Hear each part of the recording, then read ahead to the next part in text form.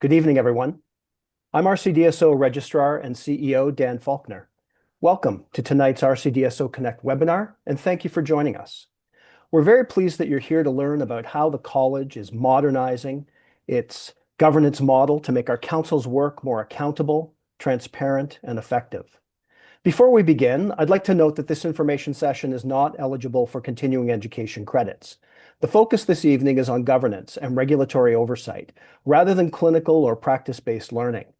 And as such, it does not meet the criteria for CE accreditation. We wanted to be clear about that up front, while encouraging you to engage fully in what we hope will be a valuable and informative discussion.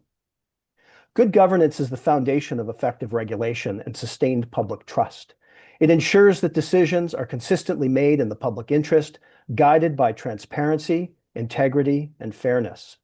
The college has built a strong governance foundation over many years, and now we're taking the next step, implementing a governance modernization framework to ensure our model is agile, inclusive, and forward-looking. Tonight's session is designed to help you understand better what governance modernization is and why it matters, what specific changes are coming to council, and lastly, what these changes mean for Ontario dentists, whether you vote, consider running for council, or simply want to understand how these reforms support effective, accountable regulation in Ontario. I'm joined this evening by Dr. Anthony Mair, council member and member of the Governance Committee, who's played an important role in advising on the development of these reforms. Dr. Mair is an experienced clinician and long-serving council member whose work has focused on strengthening transparent, effective, and accountable governance at the college. His perspective brings both practical insight from the profession and a deep commitment to ensuring council operates in the public interest. We're pleased to have him join us this evening to share his reflections and help answer your questions. I also want to introduce RCDSO's president, Dr. Harinder Sandhu, who is here tonight in a supportive role for this very important topic. And we're joined by Laura Thacker, governance specialist and project manager for the Governance Review and Modernization Strategic Project. Following the presentation, Laura will lead a Q&A session asking questions submitted during registration, as well as questions that come up in live through Zoom. Please feel free to submit your questions in the chat at any point during the session. We'll address as many as possible during the live Q&A. We want this to be as informative, accessible, and responsive as possible. This session is being recorded, and we will share the recording and resources afterward on our YouTube channel. Our goal is to ensure you leave tonight's session with a stronger understanding of how these governance reforms support the college's commitment to regulatory excellence and the protection of the public interest. Thanks again for joining us. We appreciate your engagement and look forward to a thoughtful and productive conversation. Before I start my presentation, I'd like to recognize the privilege of gathering online this evening by sharing a land acknowledgement. The RCDSO is on the traditional lands of the Mississaugas of the Credit, the Anishinaabe, the Haudenosaunee, and the Huron-Wendat peoples. These traditional lands are known to some as Toronto.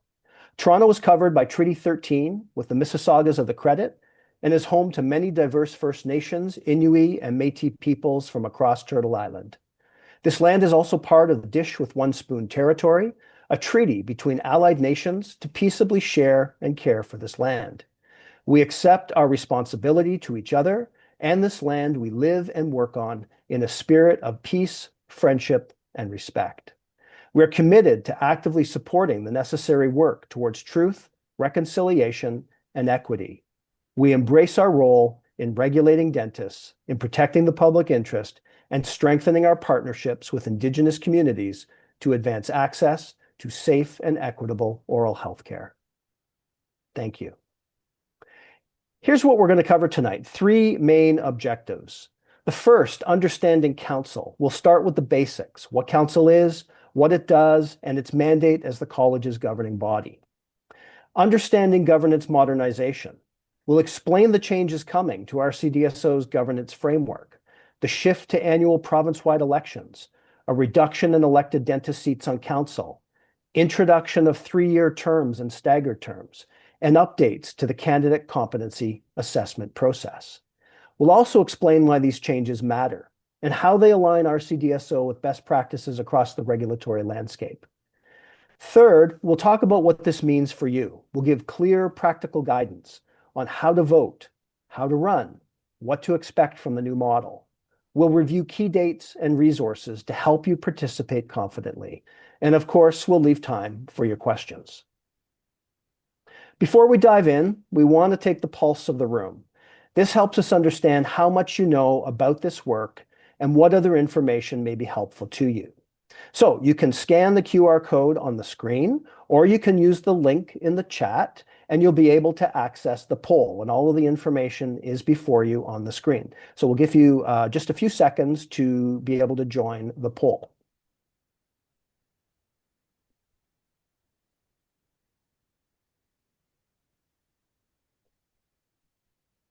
So why don't we go to the first question now? How familiar are you with RCDSO's most recent governance changes? Not at all familiar, somewhat familiar, or very familiar?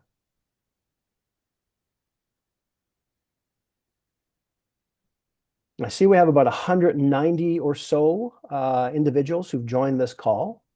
So we will just watch and see. Not at all familiar seems to be leading at about half of the participating audience.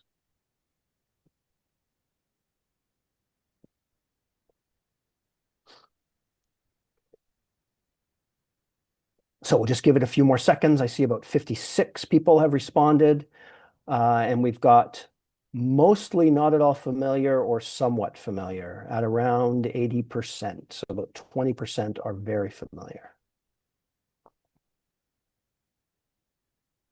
Okay, so we've got our work cut out for us tonight to make sure that we adequately describe the most recent governance changes.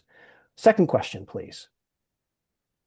How interested are you in serving in a college role? And that could be on council, that could be on a committee, and that would be how interested you are in the future. Very interested, somewhat interested, not interested.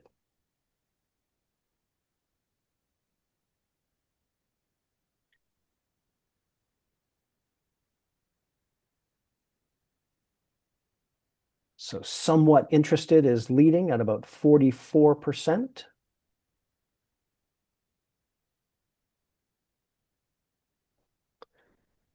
We have just about 70 people who've responded, and there's at least some interest by most of you, either somewhat or very interested. So we're just under 80 responses now. In the interest of time, and again, we can continue to gather your data, and we will make sure that we keep the recorded responses. So 44% somewhat interested and 35% very interested. Next question, please. Question number 3. What would motivate you to run for council? So you can select up to 2 that are on this list.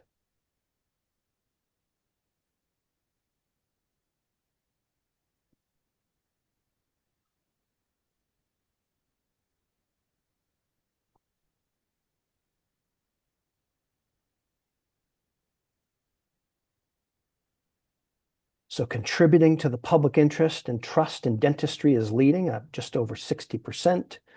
Shaping policy and governance at around just under 50%.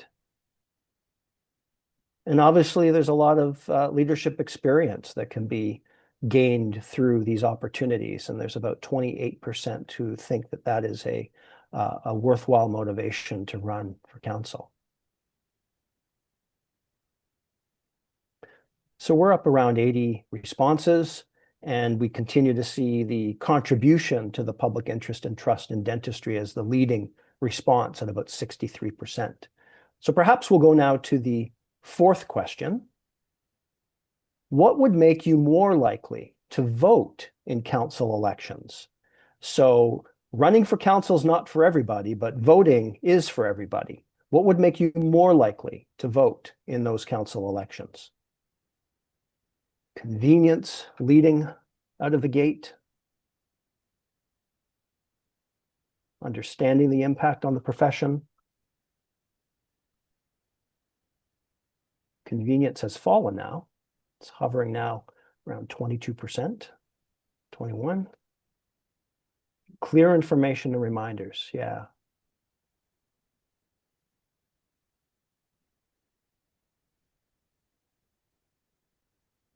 Interestingly, the college app would be very low in the response. It hasn't moved much from about 6%.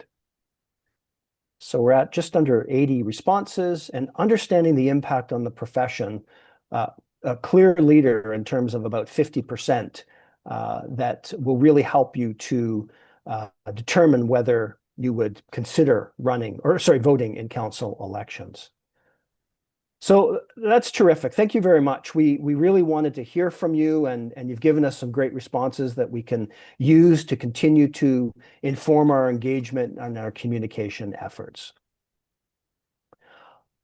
Let's start now with some information about our governing council. What is council? Council is essentially the college's board of directors. It includes three different groups of individuals. The first is elected dentists. The second is academic dentists who are selected by Ontario's 2 dental faculties. And the third are public members who are appointed by the provincial government. Council governs the dentistry profession in the public interest, which is our legislated obligation. Council members engage in strategic thinking, financial oversight, standards development, and policy decision-making, decisions that shape the regulation of dentistry in Ontario. Council members have a fiduciary duty to act solely in the best interest of the public. And what this means is that every decision that council makes must be grounded in what will best protect patients and support safe, ethical, and competent care.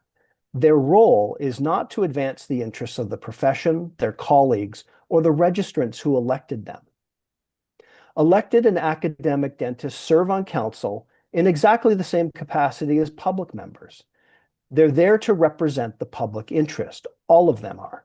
Their professional background informs their understanding of issues, but it doesn't mean they advocate for the profession. In the council setting, all members, public and professional, speak on behalf of the people of Ontario and the patients the college exists to protect. While some policies, positions, or standards will be well received by both patients and dentists providing their care, that's not true all of the time, and the college will always default to the public interest. So what's governance? Governance is really a framework. It's processes, it's structures, and it's principles that guide council in fulfilling its public interest mandate. So in other words, it's about who sits around the council table, how do they get there, and how are rules and checks and balances used to keep the college aligned to the overarching mandate of the organization. Good governance ensures that council can make sound, transparent, and accountable decisions about regulating the profession to protect the public. And that includes things like setting standards, establishing policies, and identifying and managing risk to the public and to the college. In short, governance enables council to stay grounded in its core purpose, protecting the public through regulation of the profession. So why are we modernizing now? Across Ontario, across Canada, and around the world, we've seen what happens when governance breaks down. When colleges are making decisions that are seen to be profession-focused and governance oversight falters, public trust deteriorates. External scrutiny and intervention become more likely and sometimes unavoidable. Governments sometimes introduce legislative reforms to restore accountability. And in some cases, regulatory bodies are placed under the direct administration by government appointees. In response to these risks, in 2020, Ontario's Ministry of Health introduced something called the College Performance Measurement Framework, a consistent regulatory sector-wide benchmark for effective governance, transparency, and accountability. The ministry also circulated in 2022 a policy proposal outlining key elements of governance modernization and regulatory reform. So across professions and across jurisdictions, it's not just dentistry and it's not just Ontario. There's a clear shift in modern governance that's emerging. Competency-based assessment of boards of directors, smaller, more agile and effective boards, parity or near parity between the number of public and the number of professional members on a board, a deliberate commitment to equity, diversity, and inclusion. and stronger accountability, openness, and transparency in the decision-making and the decisions that are made by councils. These changes reflect a shared recognition that good governance is essential for maintaining public confidence and ensuring that regulatory bodies remain focused on their core mandate, protecting the public interest. And you're going to hear us say that a lot tonight. What we're discussing tonight reflects changes that councils already approved under RCDSO's existing legal authority. These changes bring us in line with modern regulatory best practices and build the greatest likelihood that the college will continue to serve its mandate in the most effective way possible. These updates reinforce public confidence and ensure council is equipped to govern effectively in a rapidly evolving healthcare environment. And with that, let me hand it over now to Dr. Anthony Mayer, and Dr. Mayer will walk you through the approved changes. Thank you, Dan. First major change is our move to annual province-wide elections. Each year, all dentists across Ontario will now be able to vote for the number of vacant seats up for election. This shift reinforces a fundamental principle. Council members serve the public interest, not regional interests. For years, our district-based election model, although well-intentioned, created confusion about who elected dentists represent. It unintentionally reinforced the perception that council members advocate for dentists in their district. But that is not the role of council or council members. Council exists to protect the public. That is our legislated mandate, our purpose, and our fiduciary duty. Every decision we make must advance safe, ethical, and high-quality oral health care for the people of Ontario. We need the perspective of the profession on all issues, and we equally seek out the public's perspective too. We govern to maintain and enhance the quality of care. We govern to improve access to care. Moving to a province-wide election clarifies this purpose. It strengthens public trust, accountability, and transparency. It also opens a door to greater diversity and stronger competency on council. By adopting a province-wide election, we can expand the pool of candidates, reduce the likelihood of acclamations, and give voters a more meaningful choice. This helps ensure that we're selecting council members with the skills, experience, and perspectives needed to govern effectively, today and in the future. In Ontario, we serve a richly diverse population, and our governance really should reflect that reality. A province-wide, competency-driven model supports broader representation and better, more equitable outcomes. This change aligns with governance in all sectors, not just regulatory, and positions us to build a council that is skills-ready, accountable, and fully focused on serving the public interest. Next slide.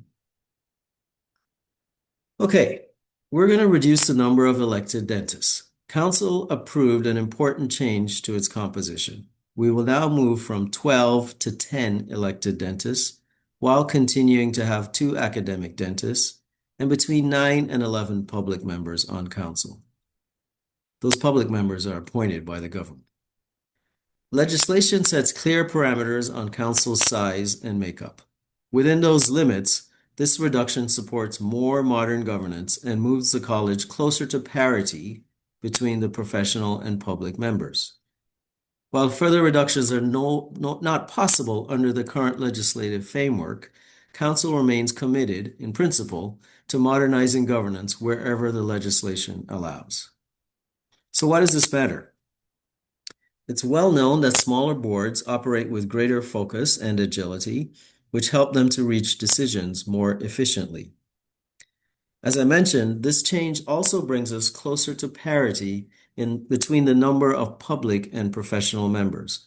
This is a key principle in modern regulatory governance, and one that keeps the public's protection firmly at the forefront of every decision that we make. Let me emphasize this clearly. Professional expertise remains essential. professional regulation is alive and well in Ontario. Dentist voices, grounded in the real-world clinical experience, will continue to play a vital role at council, at the table, as well as at all the committees of the college. This adjustment actually strengthens our board, enhances our effectiveness, and positions council to govern with the balance, insight, and public-first focus that modern regulation requires. Okay, next we're going to talk about terms of office and term limits. We're going to change a few things here. There are going to be changes to the term limits. We're introducing 3-year terms with a limit of 3 consecutive terms, so 9 years total, followed by a 3-year cooling off period. Cooling off period is essentially a period of time during which an individual is not permitted to serve on the board or to hold leadership role with an organization whose mandate could conflict with the college's public interest mandate, before again becoming eligible to serve on the board. Why did we take this change? We think 3-year terms allow council members to deepen their understanding of complex regulatory issues, contribute meaningfully to multi-year strategic initiatives, build stronger working relationships with council and the registrar staff, and have a more cohesive board culture altogether, all the while providing stable leadership and good succession planning. Next slide, please. So longer terms and term limits will bring more continuity and more time to learn, lead, and contribute. Overall, this creates stability and strengthens council's collective expertise. In order to make this happen, however, we have to go through this process, which we're calling the one-time staggering mechanism. It's happening only once, this year in 2026. Here's how it goes. We're going to get 3 of our current elected dentists who are currently serving on the executive committee will have their terms extended by 1 year. And that is really to protect institutional knowledge. The remaining 7 elected dentist seats will be essentially staggered and all up for election in 2026. So the people who are successful will be assigned to either 1, 2, and 3-year limits based on the total votes they received. I have to stress again, this is only happening once in 2026, and after that it gets much more straightforward. But by doing this, it ensures that roughly 1/3 of council seats will then, after 2026, come up for election each year moving forward. Starting in 2027, all terms for newly elected dentists will be 3 years. Annual elections in combination with staggered terms will ensure predictable, incremental changes on council rather than the possibility of a large shift all at once, which actually could happen with our current system at the moment. In practical terms, this coming election in the fall of 2026, we will need your votes for 7 representatives. But in each subsequent year, you will only vote for either 3 or 4 seats. Next slide, please. Okay, we've also made updates to the candidate competency assessment process. This is a key component of modernization. It involves enhancements to the current council candidate assessment process. Council has already approved updates to our candidate competency and diversity profile for the members. This updated profile clarifies the knowledge, skills, and perspectives that councils collectively needs to fulfill its public interest mandate in an increasingly complex environment. So in 2026, this process will be fully anchored. Our election process will be fully anchored in the updated profile prerequisite competencies. And they'll be clearly marked the essential knowledge, skills, and experience that individuals must have to be eligible to serve on council, ensuring members that can effectively fulfill governance responsibilities and support the organization's mandate. So what will the candidates need to do? They're going to need to complete the mandatory online orientation, submit an application, and participate in a competency-based interview and assessment process. Okay, that was tough. Going forward in 2027, each election cycle will start with a council gap analysis. There's always a need to look at the current government governance skills and perspectives and identify any large gaps in our ability for diverse thinking and decision making. Based on the results of the gap analysis, the Governance Committee will propose a candidate profile for the next election and present the proposed profile to Council for consideration and approval. The Council-approved candidate profile will inform the call for applications, highlighting the required skills or attributes. And we're going to go over this again. The Governance Committee will assess candidate eligibility and make decisions that align with those needs. This is all to ensure that Council remains effective, diverse, and future-ready. Next slide. Thank you. And then going forward in 2027 and 2028, we thought it might be useful to give you a few examples.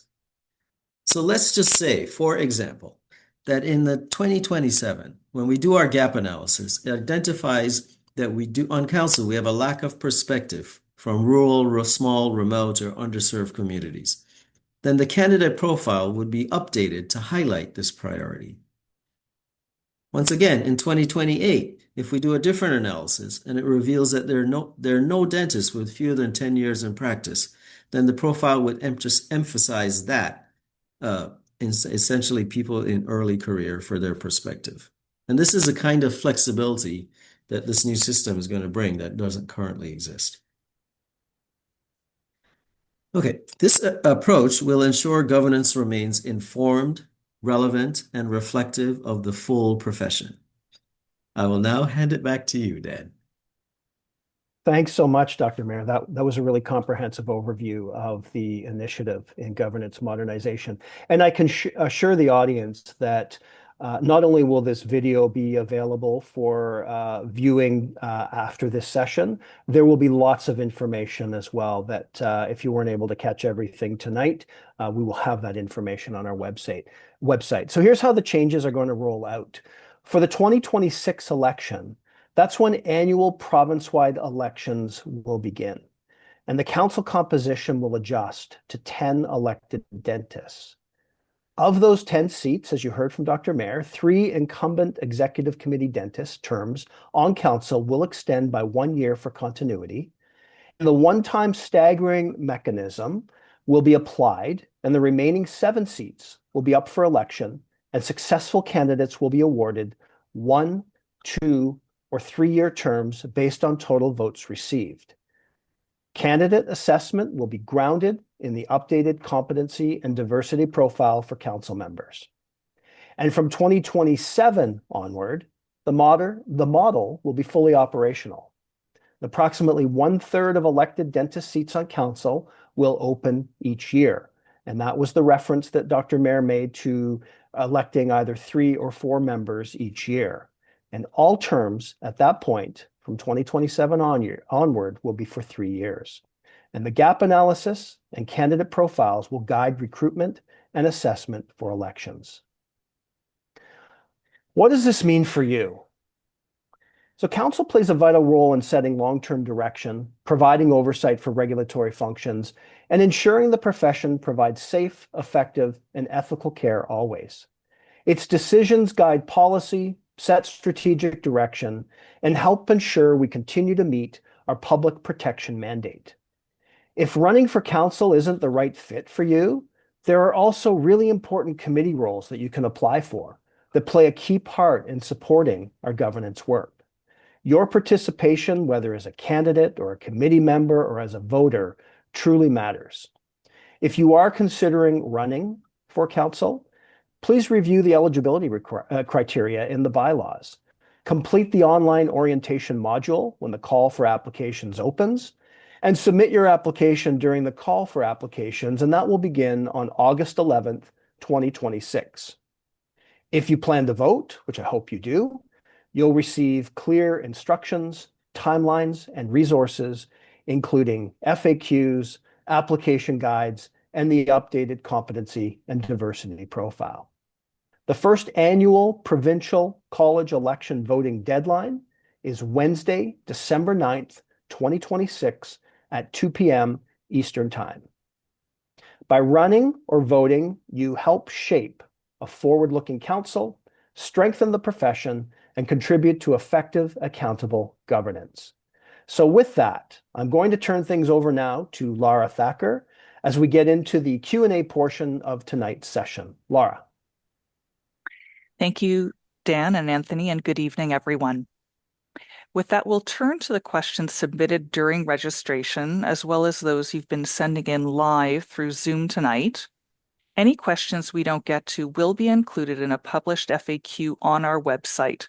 So let's start with questions registrants submitted when they registered for the session. First question, what is council's role? What does council actually do for dentists? To start us off, I'd like to first hear from Dan for his perspective, and then we'll hear from Anthony. Thanks, Laura. And I think some of that was addressed as part of the presentation, but really at its core, council's role is governance. It's not management. And what this means is that council or the board of directors is really performing at a very long-term level. They set the long-term strategic direction. They establish the principles and policies that guide the organization. And they hold me as the registrar and the CEO accountable for delivering on all of those things. Council is not involved, it's never involved in managing the day-to-day operations or the regulatory programs of the college. That separation is really important. And strong governance works best when council stays focused on strategy, risk, priorities, and oversight, and staff focus on the execution. This is consistent with overall board construction. It's not just the regulator. This is how organizations are effective in what they do. It sets a clear line between the council and the management with well-articulated roles and responsibilities, and good boards always respect this. And the final point I would make is that council isn't a representative body for dentists. You've heard us say that throughout the evening. Its role is to regulate the profession in the public interest. So council members make decisions based on what is best for patients, what best protects patients, not on behalf of registrants. And I know that often this is confused by some dentists who understandably think that there is a representation model because of the way that the district elections have worked. And I think the provincial election approach is going to help to address some of that confusion. Thanks, Dan. Thank you, Dan. Anthony? Yeah, sure. From a council perspective, our role is to ask the right questions and ensure that the right structures are in place. We focus on oversight, direction, and accountability, not on operational decision-making. Modern governance helps council stay focused to the big picture and fulfill our fiduciary duty to regulate dentistry in the public interest. This ensures our time and attention are spent on decisions that truly matter and that advance our public protection mandate. We have emphasized this numerous times about the college's fundamental mandate being the public interest. In fulfilling this mandate, the council and college contribute significantly to dentists and their professional careers. We develop standards and positions to help you practice in a way that will serve your patients better in a consistent manner across the profession, while still expecting vast clinical judgment with your patients. We promote risk management at the practice level. For example, you do your own regular IPAC self-audits with your dental team to prevent breaches. We provide knowledge from the college about what is going well and not so well in practice. We learn this from our Q&A, complaints, and calls to the college, sometimes emails. And we're trying to help avoid complaints and lawsuits. In doing all of this, we contribute to public confidence and trust in our profession, which is something that all of us really should care deeply about. Thank you. Thank you both for your insights. So I'll turn to our second question now. Why should I choose to run for council? What impact does that really have on the profession? And Dan, I'll invite you to begin again, and then we'll come to Anthony for his thoughts. Sure. And I think it's been well said this evening that council can't work effectively without members of the profession. Council benefits greatly when we have dentists bringing their expertise, their lived experience, their professional insight, and the commitment to public service that we heard was one of the top answers in the earlier polling questions. Serving on council is really an opportunity to contribute to how regulation evolves, how decisions get made, how risks are managed, and fundamentally how public trust is upheld. But I also know that there's a lot of dentists that don't want a high profile election campaign or the role on council and all that comes with it. So they may not want to put their name forward for an election process, but there's some really important committee roles for non-council members as well. And that should hopefully allow for participation by lots of dentists in our important mandate in some very different ways. Committees are just as important as council in terms of the college's governance structure, and something that for those who don't think council's for them could be a consideration as well. Thanks, Dan. And Anthony? Yeah, thank you. For me, the reason to run for council comes down to public service, impact, and professional growth. Council service is an extension of our responsibility as dentists. It allows us to serve the public beyond our own individual practices by helping to regulate dentistry in a way that protects patients and supports high quality care across the province. Serving on council means having a hand in shaping how dentistry is regulated, from setting expectations to ensuring the profession keeps pace with change. The decisions made at the council table directly influence oral health outcomes for Ontarians and help maintain public trust in our profession. There's also tremendous value in the experience itself. You get to learn from diverse perspectives, build a strong professional network, and develop skills in governance, strategy, and oversight that these are things you just don't get in private practice. It's really quite transformative. It's meaningful work, and it makes a big difference. Thank you, Dr. Mayer. I'm sure our registrants will appreciate hearing that. So I'll turn to our next question, and I know you've both mentioned a bit about this, but I'll just ask it anyway. We sometimes hear the question, what is my council representative doing for me? Who is council accountable to, and who does council represent? So what should registrants reasonably expect from their council members? What does good representation look like in a regulator? And Anthony, as an elected council member, I'd like you to start us off on this one, and then we'll turn to Dan. Thanks, Laura. When I talk to dentists in my district, I sometimes just have to remind them that while I was elected by them, I serve the people of Ontario. Serving on council is not about representing a constituency or advocating for a specific group.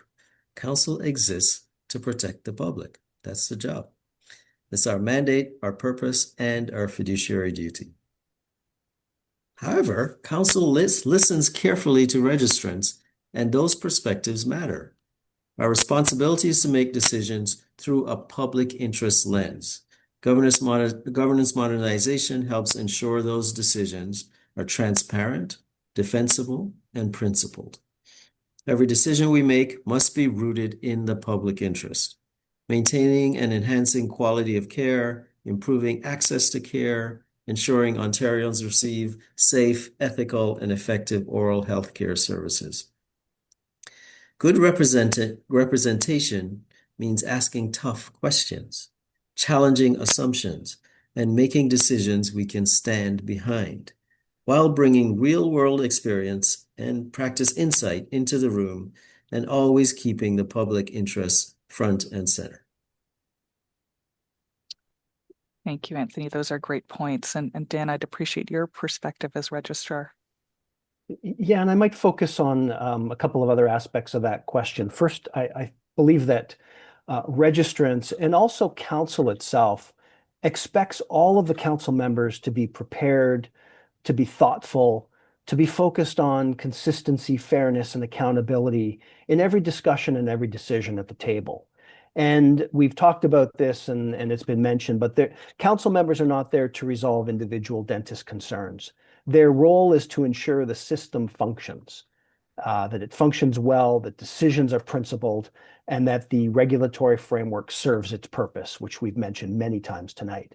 On a very practical level, let me talk a little bit about accountability because we are asked that quite a bit. Council and the college is accountable to a number of provincial bodies. First and foremost, the college is created by statute or it's created by legislation. And the Minister of Health of Ontario has broad powers if the college is not doing its job. The most significant of these powers is it could terminate the council and the CEO registrar and appoint a supervisor to rectify any shortcomings. That is a very broad power, a very significant power that is not used often, but it is there in legislation. The college is also accountable to the Ontario Office of the Fairness Commissioner.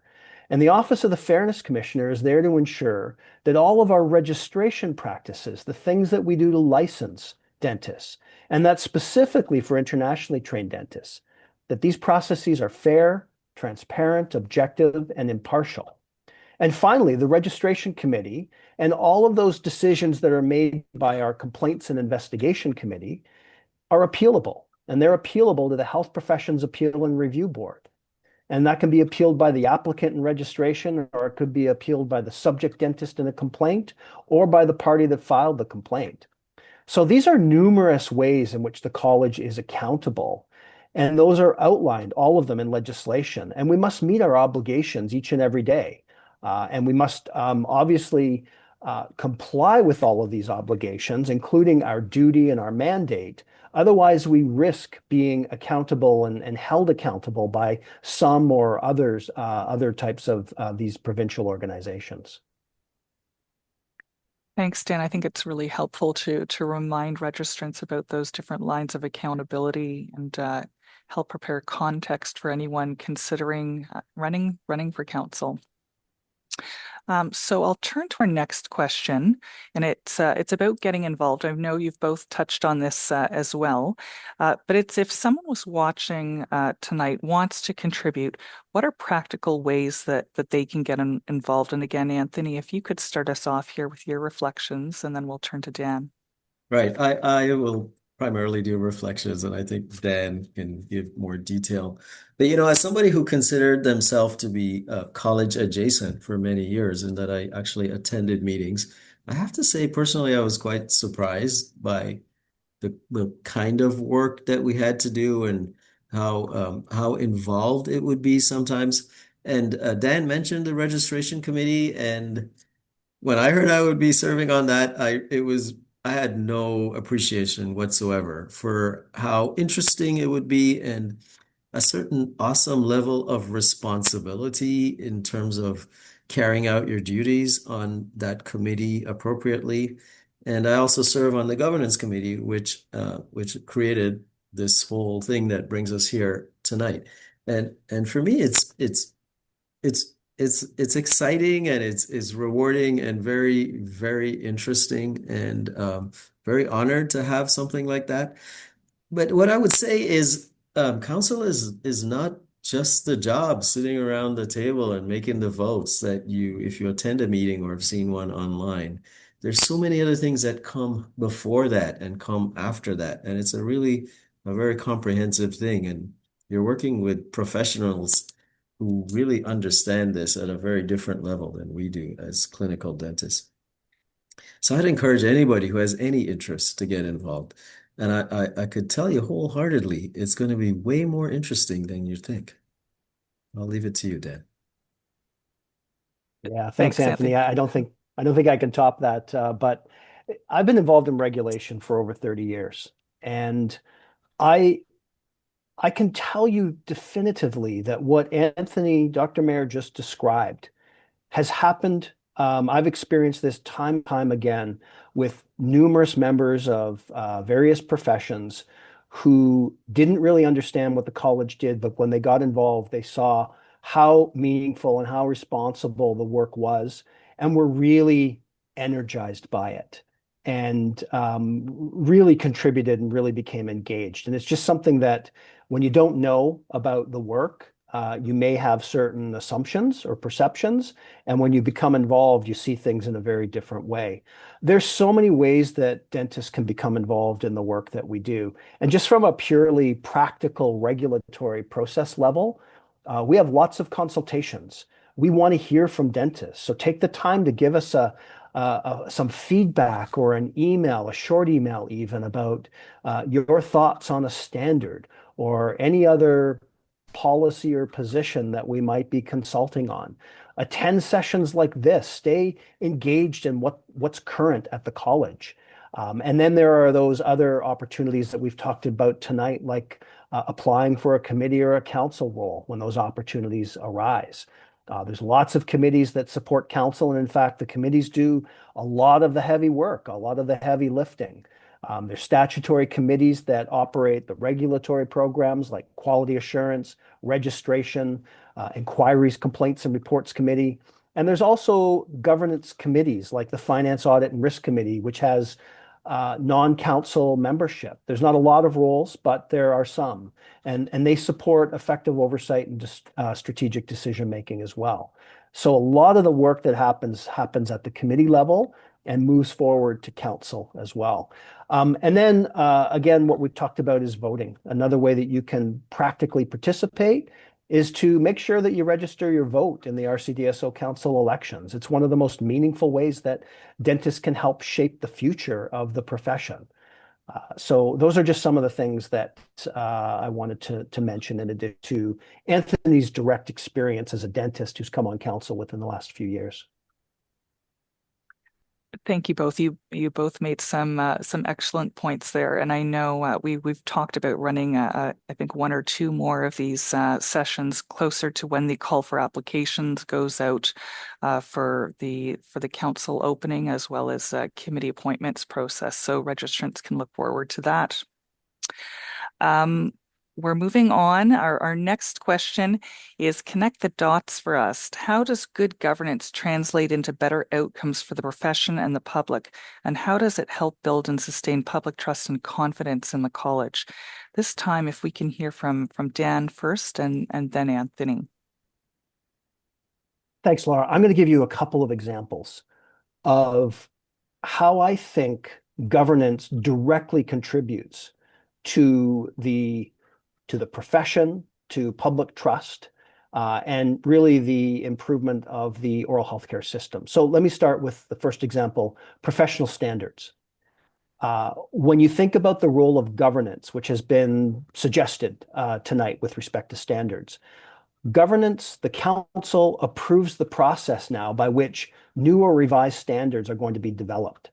The council holds staff accountable for following the process for all standards. So when they come to the council table, they need to have included literature reviews. They need to have included surveys and environmental scans so we know what is relevant out there in the environment in Ontario and beyond. It likely needed to have a working group that was involved in the development so that the product going forward to council has had a lot of professional and public input. And there are multiple consultations that occur. So we get feedback and we shape the standards. And this leads to more evidence-informed standards. They've accounted for multiple perspectives. And they're more clear, I think, in their expectations of dentists with lots of resources that council expects will be available to help support the dentists and the profession in implementation. And this is good for the profession and patients. And good standards are not only easy to implement, but patients will see the result of those standards having been implemented as well. So that's one way in which there's a real, I think, direct connection between good governance and the ultimate outcome, which is patient trust and good patient care. Another important point is strategy. We talked about council being involved in long-term visioning for the regulatory body. That's what boards do. And so all those perspectives that come to the table from dentists and from the public, They understand practice in different ways. They understand public expectations in different ways. And they're really there to help understand what are some of the evolving issues that council needs to pay attention to so that we can forecast, with the best information that's available at the time, the future and how we as a regulator are going to respond to that. Some really great examples going on right now are how we use data to become a better regulator, how we support the responsible use of artificial intelligence by the college and by the profession so that we become better regulators and allow for better patient care as well when it's used responsibly. So again, this is another example of where the governance function and the ability to define a vision and a strategy really help shape the role of the regulator, the programs that we deliver, the standards that we deliver, and the support that we provide to both the public and to dentists as we move forward. Thanks, Dan. And Anthony. I would start that answer by sort of looking at it a different way, in that I would say history is littered with examples of where bad governance, both in the public sector and the private sector, has led to really unpleasant outcomes. And good governance is one of those things that we always have to keep forefront if we want our organization, in this case, the RCDSO, to function appropriately. So, from a council perspective, modernization allows us to spend more time on strategy and oversight, and it leads to better, more deliberate decisions. When our governance is strong, our decisions are consistent, transparent, and principled. That builds confidence in the regulatory system and supports the profession over the long term. Thank you both. I think we're going to close up now, just in the sort of interest of time with the Q&A. So my final question will be, what message would you like registrants to take away after tonight's session about Council's commitment to modern governance? And maybe we'll start again with Dan first. So I would say stay curious, keep learning, get involved. And if it's the wrong time for you to get involved, like in a truly direct way, make sure you pay attention to the why, what, and the how of governance, and particularly in this case, the governance of the RCDSO. The work that we're doing is intentional and it really never ends. Governance modernization started at the college well before I arrived, about 5 years ago, and it continues to evolve and it will be shaped by the environment around us as well. And you should know that the college is committed to governance that's clear, accountable, and aligned with our public interest mandate. And if you do find yourself involved with the college, open your mind to new knowledge and new perspectives. I think the governance modernization that we've talked about tonight, it's really about strengthening the foundation of the college, the organization, so that we can continue to earn the trust of the public. Thanks, Dan. And final word from you, Dr. Mayer? Thank you, Lara. When I heard this question, it kind of reminded me of a little story, in that oftentimes when I'm talking to staff at the council, I have to remind them that from the standpoint of the registrants, the council is kind of like the principal's office in high school. And a lot of times, if you're in high school, you don't want to have anything to do with the principal's office. But what I would like people, I'm so heartened by there were so many people on this call and so many people interested in getting involved in the work. And what I would like you to think about is there's actually a lot of cool stuff happening at the principal's office. And we're working towards making everything better for the school. So I hope you all understand that we're doing this. We're committed to governing well, to being thoughtful, principled, and continuously improving how we do our work. And we're hoping you will come and join us. So thank you. Thank you. So thank you both Dr. Mayer and Dan for taking time to share your insights and helping address so many questions this evening. We appreciate your thoughtful participation and expertise you bring to this conversation. And with that, I'll now turn it back to Dan to close out tonight's session. Thanks, Laura, and thank you very much for moderating the Q&A. And thank you Dr. Mayer, for your insights. And I think it's really credible for the dentists who are in the audience to hear from somebody who joined council a few years ago and has had the kind of experience that you've had. And I really want to thank everybody for joining us for tonight's session. We tried to address a lot of questions that came in prior to the event. We also were monitoring the questions that came in. If we didn't reach one or more of the questions, you can be assured that we will do so in some different ways moving forward. But before we wrap up formally, let's quickly do another poll. It's going to take just another minute or two. So this is going to tell us how clear today was, and there was a lot of information, no question. But it will also help us to refine our resources. So the first question you can see already is, how clear are the upcoming governance changes after this session?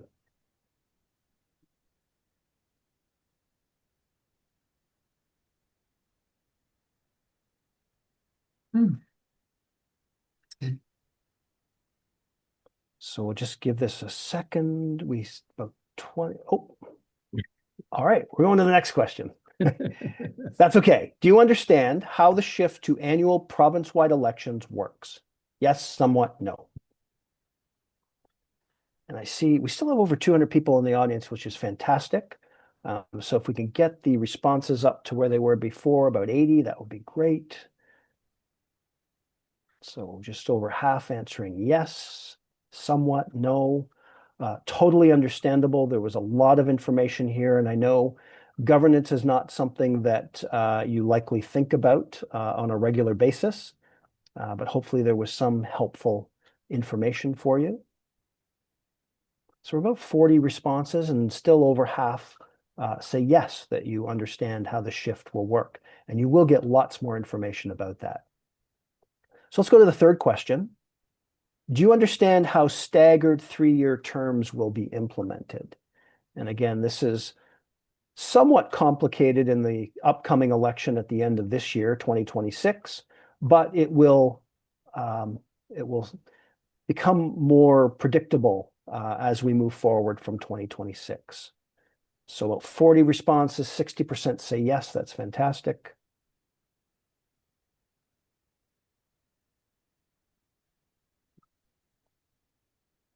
So about 45, 60% still at yes, so that's great. And then one more quick and final question. Which topic needs more detail or follow-up resources that will help you? And this is going to help us prioritize what we publish and how we publish it in future resource materials.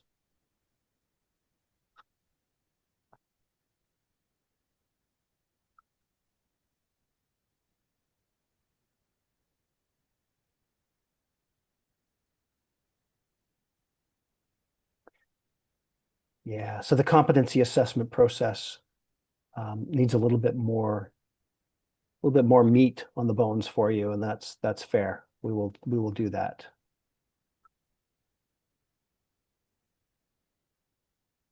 But good to see that there's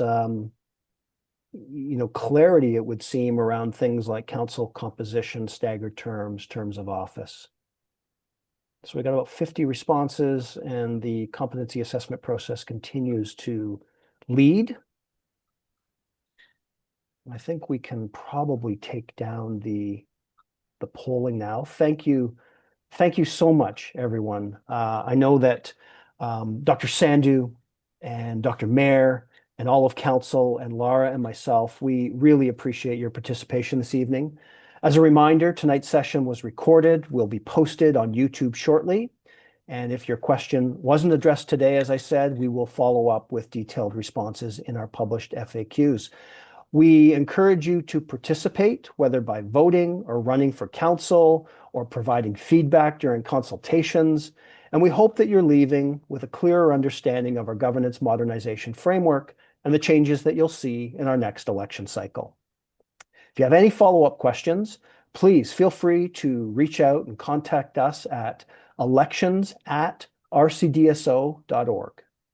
To stay up to date on college news, resources, and future events, we encourage you to follow us on social media and check our website regularly. Our next RCDSO Connect session will take place on February 25th at 7 p.m., and you should have received an invitation in your inbox already. And if you haven't already signed up for this Category 1 webinar, I encourage you to register. Thanks again for spending your evening with us. We appreciate your engagement and look forward to connecting with you again soon. Please enjoy the rest of your evening.